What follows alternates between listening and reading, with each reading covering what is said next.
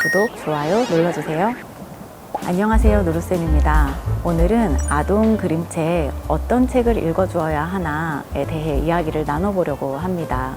아이에게 어떤 그림책을 읽어주어야 할지 고르실 때 어떻게 하시나요? 그림책에 관심이 많은 부모님은 좋은 책을 잘 선별하고 골라서 아이에게 읽어주실 수 있을 텐데요. 하지만 대부분 좋은 그림책이라는 것이 어떤 것인지 잘 몰라서 고르기가 어렵고 무엇을 읽어줘야 좋은지 알 수 없는 부모님이 많을 겁니다. 저처럼 말이죠. 아이에게 좋은 책을 읽어주고 싶은데 어떻게 읽어주어야 할지도 모르겠고 어떻게 골라야 할지도 모르겠을 때 우리가 가장 쉽게 가는 곳이 서점인 것 같은데요. 저도 서점에 가면 가장 먼저 매대에 있는 잘 진열된 책들을 먼저 봅니다. 그리고 금딱지가 붙어있는 책을 발견하게 되는데요. 왠지 금딱지가 붙어서 상을 받았다 라고 하는 책이면 믿고 보여줘도 되지 않을까 하는 마음에서입니다. 그런데 혹시 이런 금딱지 붙은 책들의 의미를 아시나요? 단순히 수상을 받았다 라는 의미는 아니고요. 어떤 의미로 수상을 받았는지에 따라서 상 이름이 달라진답니다. 이 수상의 의미를 알게 되면 아이에게 어떤 책을 읽어주는지 그 의미를 잘 전달해 줄 수 있지 않을까 싶어요. 좋은 책 고르는 기준 하나, 상 받은 책. 이 수상 의미에 대해서 오늘 알아보겠습니다. 첫 번째, 가장 많이 들어본 상 이름이실 텐데요. 바로 안데르센 상입니다. 국제아동청소년협의회에서 아동문학에 지속적으로 기여한 글작가와 그림작가에게 2년마다 한 번씩 수상하는 상인데요. 한 작품이 아닌 전 생의 업적을 다루기 때문에 생존 작가에게 수상한다고 합니다. 작가에게 매우 의미 있는 상이면서도 국제적으로 권위 있는 상이기도 해요. 전집 살 때도 안데르센 상 수상작을 포함한 전집이다 이런 이야기 하잖아요. 실제 아동문학계의 노벨상이라고 소개되기도 합니다. 작년 2022년에 이수지 그림 작가님이 안데르센 상을 수상하며 큰 이슈가 되었었어요.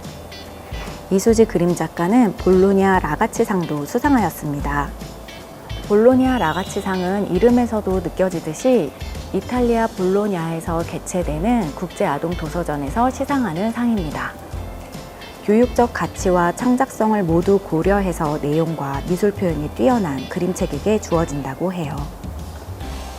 우리나라에 또 다른 그림책 작가님이 수상을 해서 화제가 된 일이 있었는데요. 아마 이 책은 아이를 키우는 분이라면 다 알 것 같아요.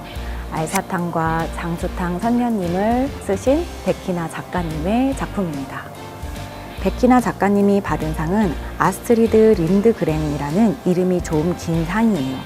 이 문학상은 스웨덴의 동화 작가의 이름을 따서 만든 문학상입니다. 모두 아실 것 같은데요. 말괄량이 삐삐로 우리에게 알려져 있는 동화 작가입니다. 이분을 추모하기 위해 제정된 문학상으로 세계 최대 규모의 아동 문학상이기도 합니다.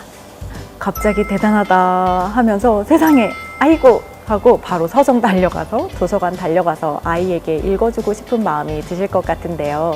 우리에게 친근한 이름의 상들이 또 있습니다. 과연 무엇일까요? 이것은 다음 편에 소개해 드릴게요. 볼로냐 라가치 상은 교육적 가치와 창작성 그리고 미술적 표현을 모두 다 보고 수여하는 상인데요. 한번 그림책 꽃마루에 있는 책 중에 볼로냐 라가치 상을 수여받은 책이 있어요. 내 꼬리 봤니? 라는 책인데요. 알베르토 로트 그림 글의 박석영 옮김 책입니다. 누구처럼 보이세요? 강아지처럼 보인다고도 할 거고 아니면 또 다른 동물을 말할 수도 있을 텐데요. 강아지입니다. 이 멍멍이가 거북이를 만나서 내 꼬리를 보았냐고 물어보고 꼬리를 찾아가는 내용인데요. 마지막 장면에 반전이 있습니다. 이 책은 표지에서도 보인 것처럼 굉장히 미술적 표현이 뛰어난 책입니다. 아이들에게 시각을 확 끄는 단색을 사용하면서도 굉장히 편안하게 다가갈 수 있도록 그려져 있어요. 제가 이 책 중에 한 군데를 열어보면 멍멍이가 거북이에게 내 꼬리가 어디 있는지 묻는데 거북이는 너 뒤에 있어. 돌아서 보라고 빨리 이야기를 해주어요. 그런데 멍멍이는 자신의 꼬리를 찾을 수가 없습니다. 그래서 거북이와 멍멍이는 과연 꼬리를 찾았을까요?